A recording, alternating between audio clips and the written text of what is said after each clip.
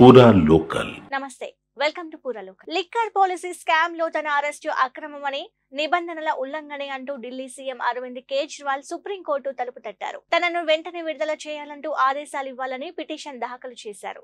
ఇవే అంశాలతో ఢిల్లీ హైకోర్టులో దాఖలు చేసిన పిటిషన్ ను విచారించిన కోర్టు కేజ్రీవాల్ అరెస్టులో ఎలాంటి అతిక్రమణలు జరగలేదని తేల్చింది. ఆధారాలు ఉన్నాయంటూ ఈడీ చేసిన వాదనతో ఏకీభవించింది. కేజ్రీవాల్ అరెస్టు సక్రమమేనని కేజ్రీవాల్ పిటిషన్ ను కొట్టివేసింది. దీనిపై ఆ పార్టీ నేతలు స్పందిస్తూ ఢిల్లీ హైకోర్టుపై తమకు గౌరవం ఉందని, అయితే తాజా తీర్పును మాత్రం ఆమోదించబోమని చెప్పారు. హైకోర్టులో చుక్కెదురు కావడంతో కేజ్రీవాల్ సుప్రీంకోర్టును ఆశ్రయించారు. ఈ మేరకు కేజ్రీవాల్ లాయర్లు అత్యున్నత న్యాయస్థానంలో పిటిషన్ దాఖలు చేశారు.